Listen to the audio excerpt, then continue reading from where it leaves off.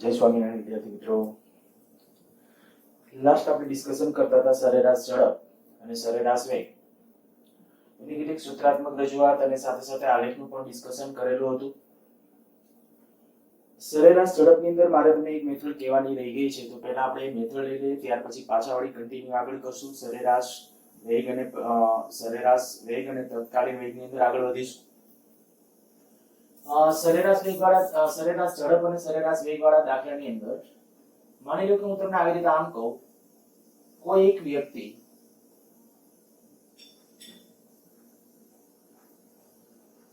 પોતાને કાપવાના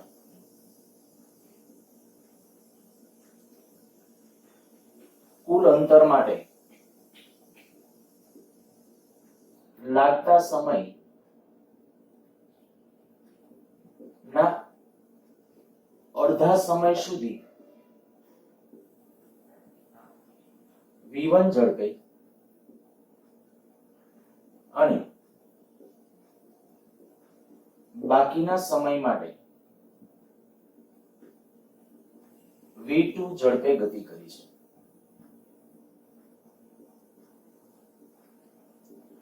તો સમગ્ર ગતિ દરમિયાન ની સરેરાશ ઝડપ કેટલી? જો રકમને વાંચીને બરાબર થોડું પેલા ફીલ કરજો કે અગાઉ જે દાખલા આપ્યા હતા એના કરતા આ ક્યાં ફેર છે. અગાઉ હું આવું કહેતો હતો કે જ્યારે કોઈ એક વ્યક્તિ માની લો કે પોતાને કુલ અંતર d કાપવાનું છે, તો એમ કહેતો કે એનું 50% અંતર માની લો d/2 અંતર v1 ઝડપે કાપેલું છે, બીજું d/2 જેટલું અંતર છે v2 ઝડપે કાપેલું છે. તો આની સમગ્ર ગતિ દરમિયાનની સરેરાશ ઝડપ કેટલી? તો મેં તમને લખતા શીખવાડેલું હતું કે આ રીતે આમ લખી નાખવાનું, બે સરખા ભાગ પડતા હોય પણ કેના અંતરના સરખા ભાગ પડે તો 2 સરેરાશ v બરાબર 1/v1 + 1/v2. ત્રણ સરખા ભાગ પડતા હોય 3 લખવાના + 1/v3. ચાર સરખા ભાગ પડતા હોય 4 લખશું, 4 છેદમાં સરેરાશ v બરાબર 1/v1 + 1/v2 + 1/v3 + 1/v4. જેટલા સરખા ભાગ પડે છે એને અનુરૂપ રીતે ઇક્વેશન. પણ જો બે ભાગ હોય તો આ રીતે અથવા આમ લખી શકો છો, સરેરાશ વેગ v બરાબર 2v1 v2 v1 + v2.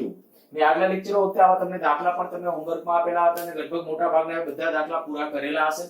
એકાદ દાખલો આવો પણ હતો, દાખલા તરીકે કોઈ એક વ્યક્તિ પોતે પોતાના ઘરેથી શરૂ કરે છે અને કોઈ માર્કેટ સુધી જાય છે, અમુક વ્યક્તિ જાય છે, માની લો કે 5 કિલોમીટર/અવર ની ઝડપે જાય છે અને ત્યાંથી પાછો છે એ 7.5 કિલોમીટર/અવર ની ઝડપે પાછો આવે છે.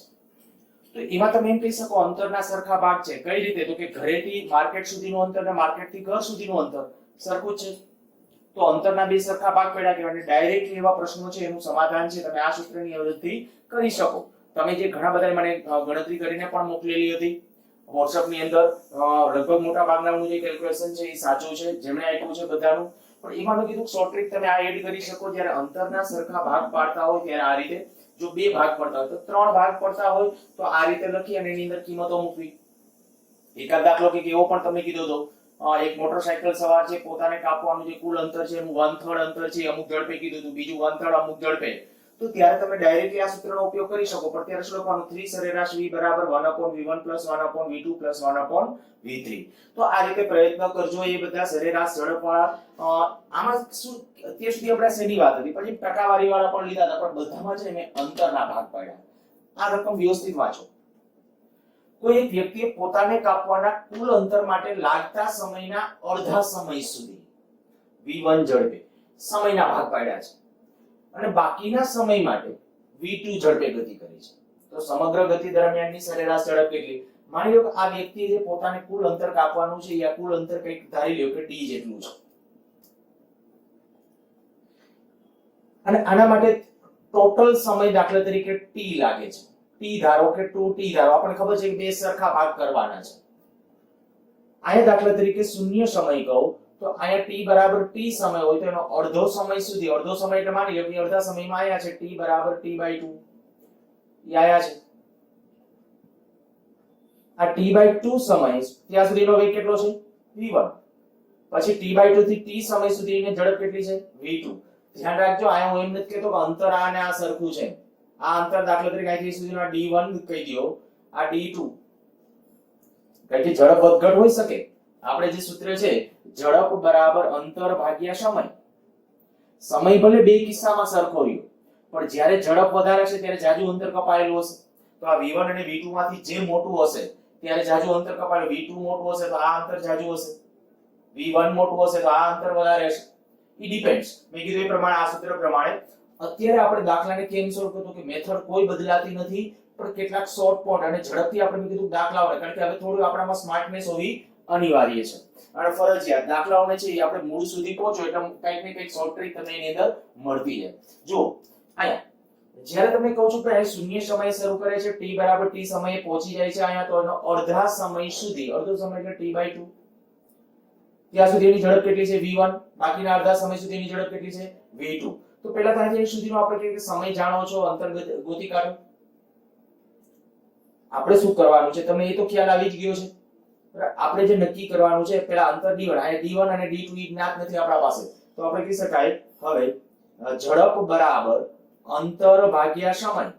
તો પહેલો સમય કેટલો t/2, અથવા આના ઉપરથી જો તમે d1 ને સૂત્રનો કરતા પણ કેટલું થશે v1 t/2, અને આ જ રીતે જો d2 લખી નાખું બરાબર, d2 v2 બરાબર d2 upon t/2, તો ઈ કેટલું આવશે v2 t/2. આ d1 અને d2 ડિસ્ટન્સ થઈ ગયા. હવે જો મારે આના કિસ્સામાં સરેરાશ ઝડપ મેળવવી હોય તો સરેરાશ ઝડપ બરાબર કાપેલું કુલ અંતર. તો કે કાપેલું કુલ અંતર છે, ટોટલ અંતર તમે d ધાર્યું છે, પણ ઈ ટોટલ અંતર d એટલે d ના પદમાં આપણે નહીં ચાલે, એટલે હું d1 d2 લખું છું. જ્યારે એક બીજું એક તમને સજેશન આ કરી દઉં, જ્યારે રકમમાં છે ને સમયના ભાગ પડતા હોય ને ત્યારે તમે સૂત્ર લખો ને ત્યારે સૂત્રની અંદર તમારે આમ લખવાનું અંતરના ભાગ દર્શાવવાના.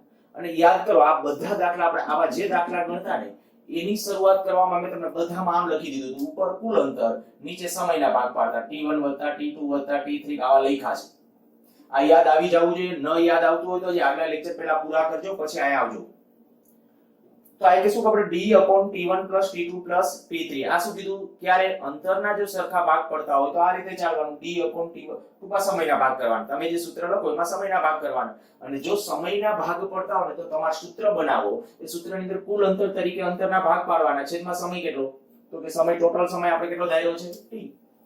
બસ હવે આની અંદર કિંમત મૂકો, d1 d2, તો d1 ની જગ્યાએ આ લખી નાખો v1 t upon 2 v2 t upon 2 upon t, t common કાઢીને કેન્સલ કરી નાખો તો આન્સર આવ્યો v1 v2/2.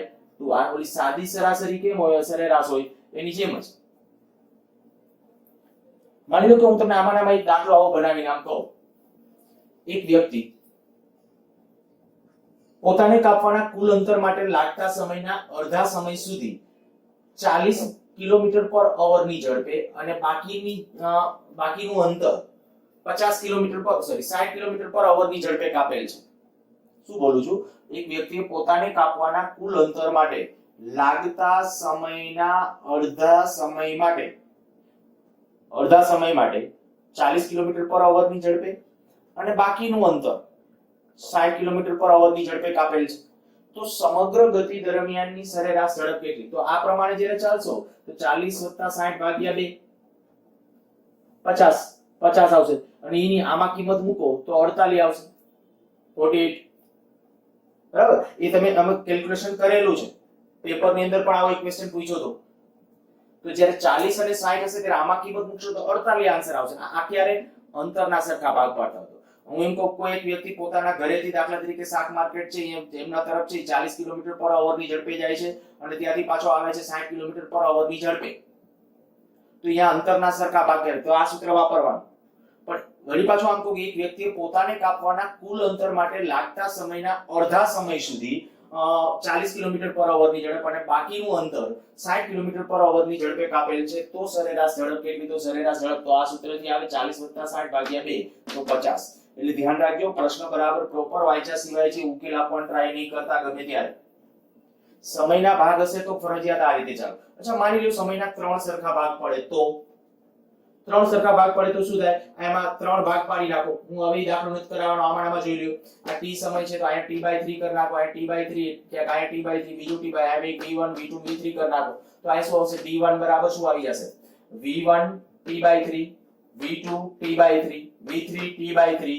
તો તો આ આપણે તમે સમજી શકશો કે ભાઈ બધા ફાઇનલી આન્સર જો તો આપણે ખબર પડી જાય કે v1 v2 v3 બાય 3 જો અંતરના ત્રણ સરખા ભાગ પડતા હોય તો એ રીતે લખવાનું. બરાબર, ક્લિયર થઈ ગયું હશે એવું માની લઉં છું. જો અંતરના ભાગ પડતા હોય તો ખાસ હવે સૂત્ર બનાવવા માટે ભવિષ્યમાં જ્યારે જરૂર પડશે ત્યારે હું ડાયરેક્ટ જ કહીશ કે ભાઈ મેં તમને આ સ્માર્ટ ટેકનિક કીધી હતી. સ્માર્ટ ટેકનિક કઈ તો કે આ જ વસ્તુ ધ્યાન રાખવાની કે ભાઈ જો સમયના ભાગ પડતા હોય તો તમારે સૂત્ર લખો ત્યારે અંતરના ભાગ પાડીને શરૂઆત કરવાની દાખલો ગણતી વખતે. અને જો સરખા ભાગ પડતા હશે તો તમારે આ ડાયરેક્ટ આ સૂત્રો એપ્લાય થશે જેમ અંતરમાં સરખા ભાગ પડતા હોય. પણ માની લ્યો કે સરખા ભાગ ન પડે તો એવો દાખલો લઈએ કે આ કોઈ એક વ્યક્તિ પોતાને કાપવાના કુલ અંતર માટે લાગતા સમયના પ્રથમ 30% સમય સુધી v1 ઝડપે અને બાકીનું અંતર v2 ઝડપે કાપેલ છે. તો સમગ્ર ગતિની સરેરાશ ઝડપ જ્યાં સુધી તમારો કોન્ફિડન્સ બિલ્ડઅપ ન થાય ત્યાં સુધી આકૃતિઓ બધું ડ્રો કરવું. દાખલા તરીકે આપણે કહીએ કે ભાઈ અહીંયા સુધીનો ટોટલ અંતર સમથિંગ હશે. અહીંયા આપણે દાખલા તરીકે સ્ટાર્ટિંગ પોઈન્ટ છે, અહીંયા એન્ડ પોઈન્ટ છે. અહીંયા સુધીનો સમય ધારી લ્યો. અહીંયા t બરાબર 0 સમય કયો તો અહીંયા t બરાબર t સમય કહી દો. હવે આનો 30% સમય 30% એટલે તમને આવડી જવો જોઈએ 3t/10 અથવા 30t ના છેદમાં 100. તો માની લો કે અહીંયા 3t/10 સમય થઈ જાય છે. ત્યાર સુધીમાં દાખલા તરીકે અંતર કાપ્યું છે d1, આ બાકીનું અંતર જે છે d2. અહીંયા ઝડપ છે આપણી કેટલી હતી v1, અહીંયા ઝડપ કેટલી હતી v2. તો આપણે હમણાં કર્યું તેની જેમ જ ભાગ શેના પાડ્યા છે સમયના, અને સમયના ભાગ પાડતા તમારું સરેરાશ ઝડપનું સૂત્ર આવું રહેશે d1 d2 upon 2. 2 નહીં છે d1 d2 upon ટોટલ સમય. સરેરાશ ઝડપ એટલે શું? કુલ અંતર ભાગ્યા સમય. પણ આપણે કુલ અંતર તરીકે d ને જ લખી નાખતા. મેં શું કામ કીધું આવું તો કે જ્યારે આપણે આવું કહી દીધું સમયના ભાગ પડતા હોય તમે કેવી રીતે કરશો તમારે આ રીતે લેવાનું છે. ઓકે, ચાલો અહીંયા આપણે ઈ સૂત્રનો તો d1 અને d2 મેળવવા પડશે. ટાર્ગેટ રાખવાનો તો કે d1 અને d2 મેળવવા હોય તો કે ઝડપ બરાબર અંતર ભાગ્યા સમય. તો આ પહેલો સમય કેટલો છે 3t/, ચાલો પહેલો સમય t1 લખું અને હવે આની અંદર કિંમત મૂકી દઈએ તો d1 બરાબર v1 t1. તો v1 એમ ન પણ t1 ને બદલે કેટલો સમય પેલો 3t/10 અહીંયા સુધીનો સમય. આ સમય લીધો 3t/10 ઈ t1 આપણો. અને અહીંયા સુધીનો સમય કેટલો રહેશે તો 7t/10 7t/10. તો એના ઉપરથી એવું કે અહીંયા પાછું બીજું v2 બરાબર d2 upon t2. તો શું થઈ જશે d2 બરાબર v2 t2. આ v2 આ થઈ જશે 7t upon 10. બસ હવે આમાં કિંમત મૂકી દો. d1 ને બદલે શું તો કે d1 ને બદલે અહીંયા આવી જશે v1 3t upon 10 plus v2 7t upon 10 એના છેદમાં t કોમન કાઢીને કેન્સલ કરી નાખો તો તમારો આન્સર આવી ગયો 3v1 plus 7v2 upon 10. જે મોમાં મેં તમને શોર્ટ ટ્રીક બનાવી દીધી હતી આમાં જો તમારે શોર્ટ ટ્રીક કેવી રીતે બનાવી તો બનાવી શકો છો. પણ આમાં બહુ સરળ. જો વેગ ઓમાં શું કરતા હતા એ તમને ખ્યાલ હશે બરાબર. અંતરના જ્યારે ભાગ પડતા હું અંતર માટે એકવાર યાદ કરાવડાવી તો ભૂલી ગયા હોય તો 100% હોય ત્યારે માની લો પેલું 10% અંતર છે એ v1 ઝડપે કાપેલું હોય, પછીનું 50% અંતર છે એ v2 ઝડપે કાપેલું હોય, પછીનું 40% અંતર છે એ v3 ઝડપે કાપેલું હોય.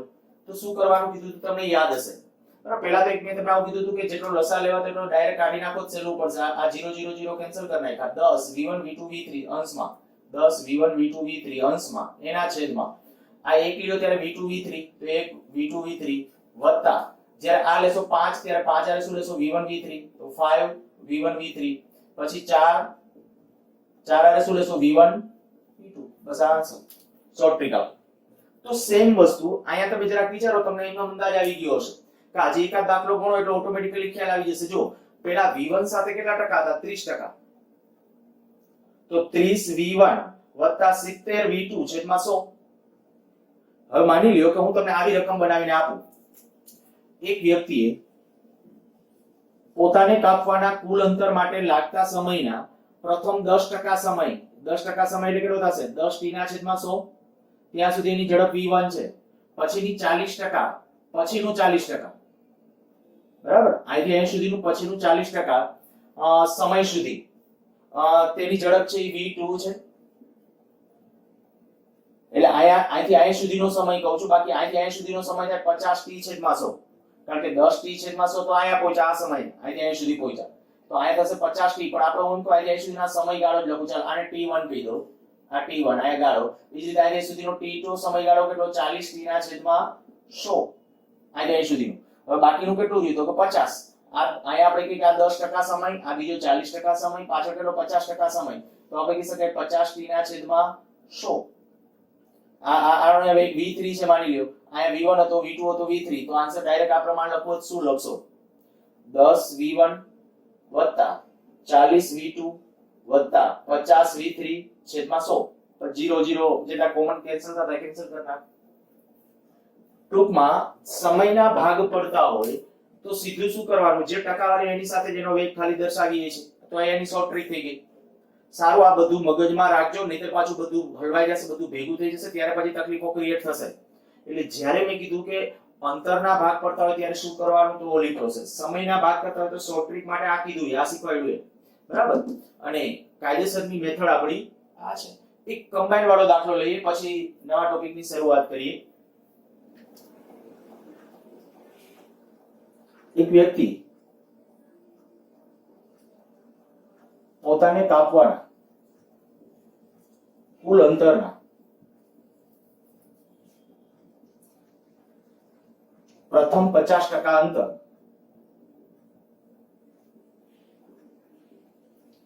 v1 ઝડપે, v0 લખી નાખો, ચાલો v0 ઝડપે અને બાકીનું અંતર કાપવા માટે લાગતા સમયના અડધા સમય સુધી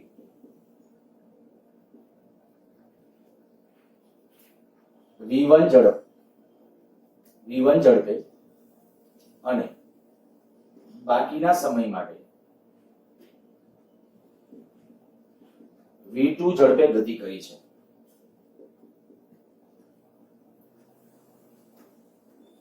તો સમગ્ર ગતિ દરમિયાન ની સરેરાશ ઝડપ કેટલી? સમગ્ર ગતિ દરમિયાનની સરેરાશ ઝડપ કેટલી? આ આપણે નક્કી કરવી છે. જો પ્રશ્ન શું કીધો છે? કોઈ એક વ્યક્તિએ પોતાને કાપવાના કુલ અંતરના પ્રથમ 50% અંતર v0 ઝડપે, બાકીનું અંતર કાપવા માટે લાગતા સમયના અડધા સમય સુધી v1 ઝડપે અને બાકીના સમય માટે v2 ઝડપે ગતિ કરે. સમયના ભાગ પાડ્યા અને અંતરના ભાગ પાડ્યા. રકમ બરાબર સમજજો પેલા, નહીતર ત્યાં સુધી દાખલાની અંદર આગળ વધશો તો કઈ ખબર નહીં પડે. માની લેજો એક વ્યક્તિ પોતાને કાપવાના કુલ અંતર, હું અંતર ધારી લઉં છું, કુલ અંતર છે d છે, આ કુલ અંતર d, એનું પ્રથમ 50% એટલે આપણે કીધું આટલું 50% અંતર, બરાબર. આ a થી આ કીધું b, આ 50% અંતર કેટલી ઝડપે? v0 જેટલી ઝડપે. આ અંતર કેટલું? d/2. પણ બીજું d/2 અંતર છે, ધારી લો કે આ પછીનું d/2 અંતર કાપવા માટે કંઈક ચોક્કસ સમય લાગે છે. ઈ સમય ધારો કે b થી c સુધીનું અંતર કાપતા t1 સમય લાગે છે. t1 ને બદલે t ડેશ કયો, t ડેશ સમય લાગે છે. આટલે સુધીનું અંતર કાપતા t ડેશ સમય લાગે છે. હવે એમાં શું કીધું? જો બાકીનું અંતર કાપવા માટે લાગતા સમયના અડધા સમય સુધી, તો સમય કેટલો ધાર્યો? આથી અહીં સુધીનો t ડેશ, તો એનો અડધો સમય એટલે કેટલો થશે? તો આથી અહીં સુધીનો હું સમયગાળો કહું, આથી અહીં સુધીનો કહું છું સમયગાળો, ઈ t ડેશ બાય 2. બાકીનો આ પણ સમયગાળો, આ ધ્યાન રાખજો અંતર નથી હો, મેં આ બીટા કર્યા છે. વળી તમે એમનો કાંઈ અહીં સુધીનો અંતર છે ઈ t ડેશ બાય, અંતર નથી આ, આથી અહીં સુધીનો સમયગાળો કહું છું. સમયગાળો કેટલો? t dash by 2. આ સમયગાળો પણ t ડેશ બાય 2. અહીંયા કંઈક અંતર કપાયેલું હશે, ઈ d1 કહી દો, અહીંયા d2 કહી દો. ઈ d1 વત્તા d2 એટલે કેટલું થશે? d/2. જો રકમ પહેલા મેં કીધું ફિલ કરજો, હું હજી એકવાર ફરીથી રકમ સમજાવું છું. પહેલા હું કીધું એક વ્યક્તિએ પોતાને કાપવાના કુલ અંતરના પ્રથમ 50% અંતર તો પોતાને કાપવાનું કુલ અંતર ધારી લીધું. દાખલા તરીકે d અંતર કાપે છે એનું 50% એટલે કેટલું થાય? d/2. કેટલી ઝડપે કાપે છે? v0 ઝડપે. બાકીનું અંતર કાપવા માટે લાગતો સમય નો અડધા સમય સુધી v1 ઝડપે. બાકીનું અંતર એટલે અહીં સુધીનું અંતર માટે ધારી લો સમય મેં ધારી લીધો. કેટલો સમય ધારી લીધો? t dash. જો t ડેશ સમય લાગતો હોય તો એનો અડધો એટલે કેટલો થશે? t ડેશ/2. ત્યાં સુધી એની ઝડપ કેટલી છે? તો એની ઝડપ આપી હતી v1 અને બાકીના માટે v2. તો સમગ્ર ગતિ દરમિયાનની તેની સરેરાશ ઝડપ કેટલી રહી હશે? જો દાખલાને વ્યવસ્થિત રીતે ફિલ કરી શકો તો કદાચ આન્સર આરામથી વિચારી શકશો. આટલામાં અંતરના ભાગ પડે. હવે હું ડાયરેક્ટ જો સરખા ભાગ પડતા હોય ને તો આપણા સૂત્રનો ડાયરેક્ટ ઉપયોગ કરો. અહીંથી અહીં સુધી શેના ભાગ પડે છે? સમયના. અને સમયના સરખા ભાગ છે તો કે હા, અહીંથી અહીં સુધીમાં સમયના બે ભાગ પડ્યા. બે સમયના કેવા ભાગ છે? સરખા. જો સરખા ભાગ પડતા હોય તો અહીંથી હું કહી દઉં કે જો b થી c સુધી, જો b અને c વચ્ચે સરેરાશ ઝડપ v ડેશ હોય, અહીંથી અહીંયા સુધીની સરેરાશ ઝડપ મેં ધારી લીધી પહેલા એ v ડેશ હોય, તો હું ડાયરેક્ટ લખી નાખું છું v ડેશ બરાબર v1 v2/2. મને આવી કેવી રીતે અંતસ્ફૂર્ણા થઈ કે આવું જ આવશે આન્સર? તો કે હમણાં આપણે આગલો દાખલો પૂરો કર્યો. મેં એવું કીધું હતું સમયના સરખા ભાગ પડે, બે ભાગ પડતા. અહીંયા જોજો સમયના કેટલા ભાગ પડે? બે ભાગ પડે તો v1 v2/2. પણ v1 એટલે i નો વેગ લખવાનો. હવે i નો વેગ v1 અને i નો વેગ v2 જ આપ્યો છે રકમમાં, તો ત્યાંનો આ વેગ. હવે બીજું વિચારો કે આ અંતર એટલે કેટલું? d/2. આ અંતર કેટલું? d/2. અચ્છા, આ ઝડપ કેટલી? આ ઝડપ કેટલી? v0. આયા ઝડપ કેટલી? તો કે v ડેશ. કારણ કે અહીંથી અહીં સુધીની આપણે સરેરાશ ઝડપ મેળવી લીધી પહેલા. તો અહીંથી અહીં સુધીની ઝડપ છે v ડેશ લઈએ, આ ઝડપ v0 લઈએ, તો વિચારો જો હવે અહીંથી અહીં સુધીની ગતિ માટે, ટોટલ ગતિ માટે અહીં શેના ભાગ પડ્યા છે? અંતરના ભાગ પડ્યા છે. તો જો આમ કહીએ કે સમગ્ર ગતિની સરેરાશ ઝડપ, સમગ્ર ગતિની સરેરાશ ઝડપ v હોય તો સરેરાશ v બરાબર 2. આ ઝડપ હતી v0 v dash upon v0 plus v dash. સમજાઈ ગયું હશે? આખી સૂત્ર લખ્યું છે બરાબર. અંતરના સરખા ભાગ પડે છે. અહીંયા અંતરના સરખા ભાગ પડે છે. જો અંતરના સરખા ભાગ પડતા હોય તો ત્યારે આપણા માટે શું ડાયરેક્ટ સમીકરણ હતું? કાં તો આ રીતે લખતા હતા 2v0 v dash 2v1 v2 upon v1 plus v2 એ પ્રમાણે. એમાં આ પહેલો વેગ, પછી આનો બીજો વેગ, છેદમાં બેનો સરવાળો. એમ ન લખો તો આપણે બીજી રીતે કઈ રીતે લખતા હતા તમને યાદ હશે? આમે લખી શકો 2 છેદમાં સરેરાશ v બરાબર 1 upon v1 એટલે કે v0 અને 1 upon v ડેશ. આ બંને એક જ છે. બસ હવે આમાં ખાલી કિંમત મૂકવાની રહે. આ 2 v0 અને v ડેશ ને બદલે શું છે? v ડેશ ને બદલે છે v1 plus v2 upon 2 એના છેદમાં v0 plus v ડેશ ને બદલે પાછું આ લખી નાખો v1 plus v2 upon 2. આ 2 અહીંયા ગુણાકારમાં લઈ લેશો તો આવું થઈ જશે. આ 2 2 તો કેન્સલ થઈ જશે. અંશમાં ખાલી આટલું રહેશે v0 v1 plus v2 upon 2v0 plus v1 plus v2. તો આ થઈ ગયો એનો સરેરાશ વેગ, મીન્સ કે આપણો આન્સર. તો આવા વચ્ચેના ભાગ પડતા હોય કે એવું કંઈ પણ હોય તો આ રીતે ડિસ્કશન કરવા. હું એક છે ને આનાથી થોડો અપ લેવલનો એક દાખલો, બરાબર, આના માટે અંતર ને બે મિક્સ વાળો એક જ દાખલો આપીશ. આના જેવો ઓના જેવા આપીશ, પાછા સમયના ભાગ પડતા હશે એવા એક બે આપીશ, પણ આના જેવો એક જ દાખલો આપીશ જેની અંદર છે ઈ કઈક અંતરના હું ટકાવારી પ્રમાણે ભાગ પાડીશ.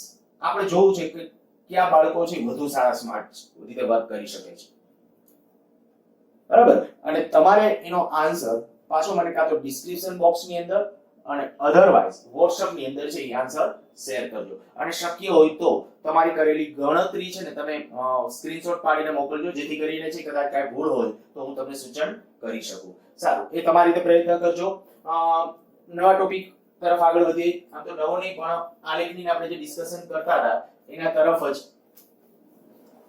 જે આપણે આલેખ લીધા હતા x વિરુદ્ધ t ના આલેખ હોય એના ઉપરથી ગતિને સમજવા માટેનો આપણો પ્રયત્ન હતો અને એ પ્રયત્ન કરતા હતા. થોડું અત્યારે હું પહેલા અત્યારે ડિસ્કસ કરું છું તત્કાલીન ઝડપ અને તત્કાલીન વેગ, અને એને ફીલ કરીએ. તત્કાલીન ઝડપ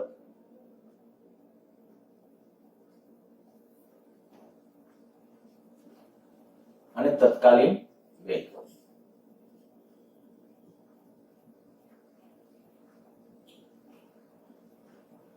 ઘણી વખત બોલાય છે તાત્ક્ષણિક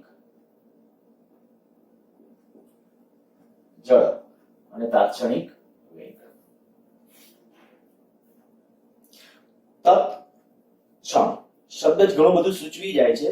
જો શબ્દ ઉપર ફોકસ રાખશો તો શબ્દ ઉપરથી તમને ખ્યાલ આવી જાય છે. તત્ક્ષણ, તત્ક્ષણ, તત એટલે તરતની, તરતની ક્ષણે. આપણે અત્યાર સુધી મેં તમને જે સરેરાશ ઝડપ સમજાવી, સરેરાશ ઝડપ એટલે શું કીધું? તો કે અંતિમ સ્થાન માઈનસ પ્રારંભિક સ્થાન છેદમાં અંતિમ સમય માઈનસ પ્રારંભિક સમય. તો આ ખરેખર ઝડપનું સૂત્ર કે વેગનું? તો તમને ખ્યાલ છે કે આ સૂત્ર ખરેખર કેનું છે? વેગનું છે. અંતિમ સ્થાન માઈનસ પ્રારંભિક સ્થાન, બરાબર. પણ વેગ અને ઝડપ એક જ થાય ક્યારે? જો પદાર્થ સુરેખ માર્ગે એક જ દિશામાં ગતિ કરતો હોય, પદાર્થ સુરેખ માર્ગે એક જ દિશામાં ગતિ કરતો હોય તો સરેરાશ ઝડપ અને સરેરાશ વેગ કેવા? સરખા. અચ્છા, તો આપણું આ સૂત્ર અત્યારે એક જ દિશાની ગતિ છે તો સરેરાશ ઝડપ બોલું તો વાંધો નથી, અને સરેરાશ વેગ એ તો કહી જ શકાય. તો આ સરેરાશ વેગનું સૂત્ર છે. પણ રિયલમાં હું માની લ્યો કે હું એમ કહું કે હું અત્યારે રાજકોટમાં છું, અહીંથી ગોંડલ જવા માટે નીકળું છું. ધારી લો કે તમને આવું કહી દઉં કે ભાઈ અહીંથી રાજકોટમાંથી બહાર નીકળવા માટે મારે છે એ 15 મિનિટનો સમયગાળો લાગે છે, અને પછીનો 15 મિનિટનો સમયગાળો છે રાજકોટમાંથી બહાર નીકળ્યા ત્યાંથી ગોંડલ સુધી પહોંચવા માટે થાય છે. તો મારી સમગ્ર ગતિની સરેરાશ ઝડપ કેટલી? અહીં સુધીની ઝડપ કે આપી દઉં કાં તો અંતર આપી દઉં, ગમે આપું કા અંતર. આપણે માની લો કે હું રાજકોટની બહાર નીકળું ત્યાં સુધીનું 10 કિલોમીટરનું અંતર હોય તો એ 10 કિલોમીટરનું અંતર માટેનો સમય આપું તમને. અને પછી ત્યાંથી પાછા આપણે તમને કહું કે ભાઈ રાજકોટની બહાર નીકળ્યા પછી ત્યાંથી વળી પાછો ગોંડલ પહોંચવા સુધીનો સમય તમને આપી દઉં. તો ત્યાં શેના ભાગ પડ્યા કહેવાય? અંતરના કે સમયના? તો કે જો વિચારો, અંતર તમને આપ્યું છે, વેગનું મૂલ્ય ઝડપ છે, ઝડપ તમે નક્કી કરી શકો, આમી ઝડપ નક્કી કરી શકો. નથી ત્યાં સમયના સરખા ભાગ કે નથી અંતર, એટલે કોઈ પણ સૂત્ર ચાલે. હું શું પ્રશ્ન પૂછું? જો સરસ ક્વેશ્ચન બની ગયો. આમ કહું છું કે એક વ્યક્તિ, દાખલા તરીકે હું જ છું, ચાલો હું મારા ઘરે છું, ત્યાંથી આપણે કે અહીંથી રાજકોટની બહાર નીકળ્યા સુરેખ માર્ગ. હા, આડા વાંકા ચૂકા રસ્તાની વાત અત્યારે આપણે કરતા નથી, સુરેખ માર્ગની વાત કરું છું. તો સરેરાશ વેગ સરેરાશ ઝડપની વાત છે. ઝડપ માટે તો ગમે ત્યારે ચાલે કારણ કે અંતર લખવાનું હોય, પણ વેગ માટે બહુ ધ્યાન રાખવું પડે.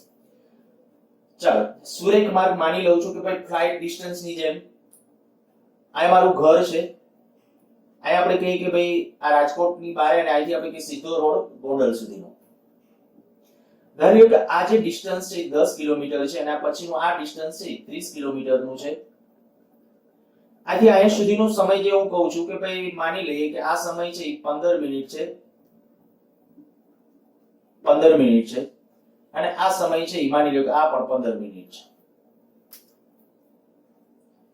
તો સમગ્ર ગતિ દરમિયાનની સરેરાશ ઝડપ કેટલી રહી હશે? સમગ્ર ગતિ દરમિયાનની સરેરાશ ઝડપ. તો સમગ્ર ગતિ તો હું અહીંયા સુધીનો પહેલા ઝડપ નક્કી કરું. હવે આ સમય છે ને કલાકમાં ફેરવવો પડશે, બરાબર? આ કિલોમીટરમાં છે એટલે કાં તો મીટર પર સેકન્ડમાં ફેરવી નાખવાનું. આ ઝડપ અહીંથી સુધી મારે નક્કી કરવી હોય v1, તો v1 કેટલું? અંતર ભાગ્યા સમય. તો અંતર કેટલું? 10 કિલોમીટર છેદમાં 15 ના છેદમાં 60. એટલા માટે આને કિલોમીટર પર અવર, આને મીટર છે ને કિલોમીટરમાં, સોરી ભૂલ કરી, આ 15 મિનિટ છે. હા, ઓકે, સાચું. તો 15 ભાગ્યા 60, આ 15 મિનિટ છે મીટરની. તો આપણે કહીએ કે આ 10 કિલોમીટર ભાગ્યા આટલા કલાક, તો આ કેટલું થઈ જશે? 40 કિલોમીટર પર અવર. અચ્છા, આ વેગ કેટલો થઈ જશે? v2. અંતર કેટલું? 30 છેદમાં 15 ભાગ્યા 60, તો 120 કિલોમીટર પર અવર. ટૂંકમાં આનો અર્થ એવો થયો કે હું રાજકોટની બહાર નીકળું છું ત્યાં સુધીની મારી જે ઝડપ છે એ કેવી રહી છે? આશરે 40 કિલોમીટર પર અવર ની, અને રાજકોટની બહાર નીકળ્યા પછી લગભગ 120 ની સ્પીડે ગાડી હલાવતો હોઈશ. તો એવી સ્થિતિમાં તમને એમ કે ભાઈ મારા ઘરેથી ગોંડલ સુધી પહોંચવાની સરેરાશ ઝડપ કેટલી? તમે આમાં કહેશો ભાઈ અંતરના ભાગ પડે છે કે સમયના? તો સહેલું પડશે સમયથી, એટલા માટે જો સમયના સરખા ભાગ છે, અહીંયા 15 મિનિટ છે, અહીંયા 15 મિનિટ છે, સમયના સરખા ભાગ છે, સમયના સરખા ભાગ કેટલા 15 મિનિટ 15 મિનિટ, તો પછી ડાયરેક્ટ જ આપણે ઉપયોગ કરો, મારે ખ્યાલ છે કે સરેરાશ ઝડપ નક્કી કરે, સરેરાશ ઝડપ શું થાય v1 v2 2, તો કેટલું થશે 40 120 છેદમાં 2, કેટલું થશે આ 160 ભાગ્યા 2 એટલે 80 કિલોમીટર પર અવર, એનો અર્થ એવો થયો કે મારી ગાડીની સરેરાશ ઝડપ કેટલી આવી 80 કિલોમીટર પર અવર.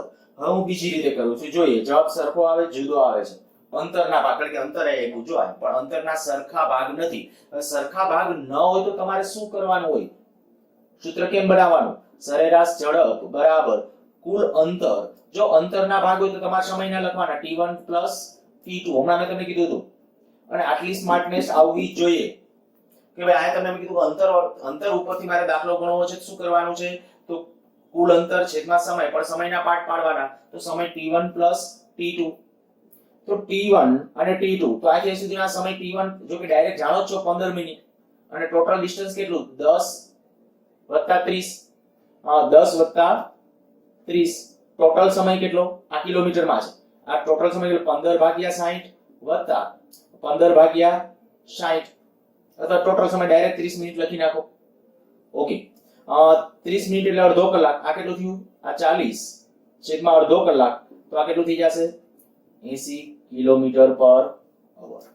જો તમે સાચા હશો, મેં ટેકનિક શીખવાડેલી છે, ટેકનિક પ્રમાણે આગળ વધશો ને તો કોઈ પણ રીતે છે તમારો આન્સર મળશે. ટૂંકમાં અંતરના ભાગ પડતા હોય, સમયના ભાગ પડતા હોય, દાખલાને તમારે ટ્રીટ કરવાનો, દાખલામાં રકમ આવી ગયો એના ઉપર તમારે પછી ફોકસ કરવાનું છે. સારું છે એ દાખલો. હવે હું ખાલી તમને એક આયા એવું કહેવા માંગતો હતો, અત્યારે ઓવરમાં જે છે ને વધારાની કઈ ખાલી એક ચર્ચા કરીને પછી આવતા લેક્ચરમાં જ શરૂ કરશું. વિચારો જોઈએ કે હું ખરેખર અહીંથી નીકળો મારા ઘરેથી રાજકોટની બહાર નીકળું છું, ત્યાં સુધીની ખરેખર મારી ઝડપ છે એ આટલી હશે 40 કિલોમીટર પર અવરની ઝડપ સતત. કારની અંદર બેઠો છું, કારની અંદર હું તમને કહું એની અંદર જે સ્પીડોમીટર, બરાબર, કારનું જે કિલોમીટર માપે ને કિલોમીટર આપણે જે આપે છે માપન, એને સ્પીડોમીટર કહેવાય.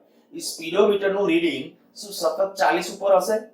તો કે ના, વચ્ચે ક્યાંક ટ્રાફિક આવશે તો એ વખતે હું કહીશ કે ભાઈ કદાચ ગાડી ઊભી રાખી દેવી પડી હશે, બરાબર, ક્યાંક ટ્રાફિક જામ હશે તો ગાડી કદાચ 1-2 મિનિટ માટે ઊભી રહી ગઈ હશે, તો ત્યારે સ્પીડોમીટર 0 ઉપર હશે.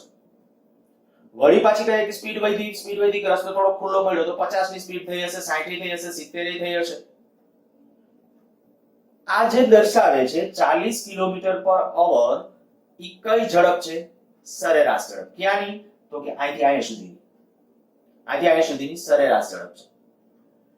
પણ એમાં વચ્ચેની પ્રત્યેક ક્ષણે જે ઝડપ હશે એ ઝડપ તત્કાલીન ઝડપ કહેવાય. ટૂંકમાં સ્પીડોમીટરમાં હું એમ કહું, સ્પીડોમીટરની અંદર છે તમે જે માપો એ આમ સરેરાશ ઝડપ છે, પણ અતિ નાના સમય માટે, અતિ નાના તત્ક્ષણ. હું હજી તમને થોડું સારી રીતે ફીલ કરાવું. માની લો કે અમે 15 મિનિટે જાણે કે સરેરાશ મેળવું, એને બદલે હું સમયગાળો ઘટાડું, 15 મિનિટને બદલે 10 મિનિટ લઉં તો હજી કાર આયા પહોંચી જ નહીં હોય, ક્યાંક આગળ હશે. અચ્છા, 10 મિનિટને બદલે માની લો 5 મિનિટ લઉં તો 5 મિનિટ તો હજી કાર ક્યાંક સાવ નજીક જ હશે. સમયગાળો ઘટાડતા જઈએ અને અતિ સૂક્ષ્મ સમયગાળો કહું છું, અતિ નાનો સમયગાળો. આપણું જે સમીકરણ છે સરેરાશ ઝડપ v બરાબર delta x upon delta t, આવું કહું છું. એટલે કેવું આ સૂત્ર, જો કે આ સાચું એક્ઝેક્ટલી કેટલું છે? સરેરાશ વેગનું છે. આ ધ્યાન રાખજો, સતત ધ્યાનમાં રાખજો, હું વારે ઘણી બોલું છું. સરેરાશ ઝડપ માટે આ સૂત્ર એક્ઝેક્ટલી દરેક વખતે સાચું નથી. ક્યારે સાચું છે? કલ્ટીનો મારતો હોય તો, પદાર્થ માત્ર ને માત્ર સુરેખ માર્ગે ગતિ કરતો જતો હોય તો જ માત્ર સાચું છે, નહીતર નહીં. ચાલો, સરેરાશ ઝડપ v બરાબર delta x upon delta t, અથવા આ સરેરાશ વેગ કહી નાખો વધુ પ્રોપર રીતે, વધુ સાચું આ છે વેગ. આ ઝડપ છે દરેક વખતે સાચું, એટલે અત્યારે ખોટું લખ્યું છે એવું ન વિચારતા. સરેરાશ વેગ બરાબર આ થયું. જો આમાં limit delta t tends to 0, maths વાળા બાળકોને આખું ચેપ્ટર આવશે લક્ષ. હું આને બોલું છું, આનો કોઈ અર્થ કે અનર્થ કાંઈ બીજો કંઈ કરવાનો નથી. ખાલી શું અર્થ કરીએ છીએ આટલું જોવાનું. લિમિટ એટલે બાંધી દીધું. કોને? Delta T tends to 0. જે સમયગાળો લ્યો છો તમે, આયા કેમ સમયગાળો આપણે કીધું 15 મિનિટનો લીધો અહીંયા સુધી, પણ 15 મિનિટ નહીં. હું તમને એમ કહું કે 15 મિનિટને બદલે છે એ ઘટાડતા જાઓ અને આવો લ્યો 0.0000000000000 બોલતા જાઓ અને અંતે 1 મૂકી દો. ત્યારે જે સમયગાળો થયો એ સમયગાળાને કહેવાય limit delta T tends to 0. હું એમ કહું કે 1 સેકન્ડ પછીની બીજી ક્ષણ એટલે કઈ? 1 સેકન્ડ પછીની બીજી ક્ષણ કઈ? અથવા તમે સરેરાશ વેગ જ અથવા સરેરાશ ઝડપ જ મેળવો છો, પણ સમયગાળો કેટલો લેવાનો? તો કે દાખલા તરીકે હું 1 સેકન્ડ થી શરૂ કરી અને 1.0000000 મૂકી જાઓ, અંતે 1 મૂકી દો. જો બે સમય જુદા થઈ ગયા, એક 1 સેકન્ડ કહું છું અને બીજો કયો કહું છું 1.0000, તો એ બે વચ્ચે સમયગાળો કેટલાનો? શૂન્ય વત્ત. બસ આ દર્શાવે છે આ કે આ પદ છે ને કેવું? ડેલ્ટા ટી એટલે સમય શૂન્ય નહીં, સમયગાળો શૂન્ય. બરાબર? 5મી સેકન્ડની વાત કરતો 5 સેકન્ડ પછીની ક્ષણ એમ 5.00000 કઈ પાછી અમુક 0 મૂક્યા પછી 1 મૂકી દો તો ટેન્ડ્સ ટુ 0. જો દેખીતી વાત છે, હું તમને એમ કહું કે હું કારનું સ્પીડોમીટર ખરેખર માની લ્યો કે કાર છે 15 મિનિટમાં અહીંયા પહોંચતી હોય 10 કિલોમીટર અંતર, તો સ્પીડોમીટર કેટલાય રહેવું જોઈએ? આનો અર્થ એવો થાય કે સ્પીડોમીટર કેટલું બતાવે? 40, પણ રિયલમાં આપણને ખબર સ્પીડોમીટર 40 નથી રહેવાનું. સ્પીડોમીટર જુદી જુદી ક્ષણે જુદું જુદું હશે. તો ઈ નક્કી કરવું હોય તો તમારે સમયગાળો ઘટાડી નખાય. સમયગાળો ટેન્ડ્સ ટુ 0 અને અતિ નાનો સમય જ્યારે લઈ લો, અતિ નાનો સમય, બરાબર, શૂન્ય વત્ત જેને કહેવાય, ત્યારે એ બે સમયગાળા વચ્ચે જે સરેરાશ ઝડપ કે સરેરાશ વેગ મળે ને એને જ કહેવાય તત્કાલીન ઝડપ કા તત્કાલીન વેગ. તો આવું જો લેવામાં આવે તો તત્કાલીન વેગ અથવા ઘણી વખત ખાલી વેગ બોલીએ એટલે હવે તત્કાલીન વેગ સમજવો. બરાબર? ખાલી વેગ બોલીએ, સરેરાશ ના બોલીએ, તો ત્યારે શું લખી નાખવાનું? તો કે આમાં limit delta T tends to 0 આ સૂત્રની અંદર. અને જો આયા આ સમયગાળો અતિ નાનો હોય ને તો અહીંથી એક મેથ્સ નું એક પદ જે આપણે શીખી ગયા વિકલન એ હરકતમાં આવી જશે અને એ આપણા માટે ખૂબ કામનું પરિણામ. જ્યારે સમયગાળો અતિ નાનો હોય ત્યારે એને ડેલ્ટા વડે દર્શાવવા બદલે dt વડે દર્શાવવો અને આ ડેલ્ટા x અતિ નાનું હશે તો dx વડે દર્શાવવો. ધ્યાન રાખજો આવનારા દિવસો ડેલ્ટા t પછી એમ કહો કે આ અતિ નાનું છે તો કાઈ પણ વિચારી સેવ લખી નાખો dp/dt. છેદનું પદ અતિ નાનું કરી નાખીએ ને ટૂંકમાં અતિ નાના પદને છે ને આના વડે દર્શાવાય, પ્રમાણમાં મોટા પદ ΔP/ΔT તો એ પ્રમાણ મોટું. તો આ થઈ ગયો આપણો તત્કાલીન વેગ. હવે ઓલો બ્રેકેટ નહીં કરવાનો. આમાં સરેરાશ વેગમાં આપણે જે બ્રેકેટ કરતા હતા સરેરાશની સંજ્ઞા, આમાં કોઈ બ્રેકેટ કે કંઈ નહીં. તો આને બોલાય x નું t ની સાપેક્ષ વિકલન અથવા x માં સમય સાથે થતો ફેરફાર, x નું t ની સાપેક્ષ વિકલન, x માં સમય સાથે થતો ફેરફાર, ગમે તે બોલી શકો. બરાબર? આ બે છે બોલવા માટે. અને આને ઘણી વખત આમ લખાય છે x ઉપર કરીને ડોટ ખાલી ઉપર ટપકું કરો એટલે આને સમજવાનું શું? આ dx/dt. ત્યારે બે ટપકા કરે તો 2 ટાઈમ્સ વિકલન d2/dt2 આમ બે ટપકા કરી આવો. ઈ સંજ્ઞાઓ છે, એ તો સંજ્ઞાઓ તો આવડી જાય સમજજો, લોજિક સમજજો ખાસ. v = dx/dt ક્યારે લખી નાખવાનું? જો આની અંદર સમયગાળો અતિ નાનો હોય તો. હજી વધારે ફીલ કરાવડાવીશ તમને આવતા લેક્ચરની અંદર આ તત્કાલીન ઝડપને. હું આના એક દાખલા હોમવર્કમાં નહીં મૂકું અત્યારે, પણ ઓલા જે આપણે વાત કરી સમયના ભાગ પડે બેના મિક્સ વાળા એવા 1 2 3 દાખલા છે એ આપણે હોમવર્કમાં આપશું.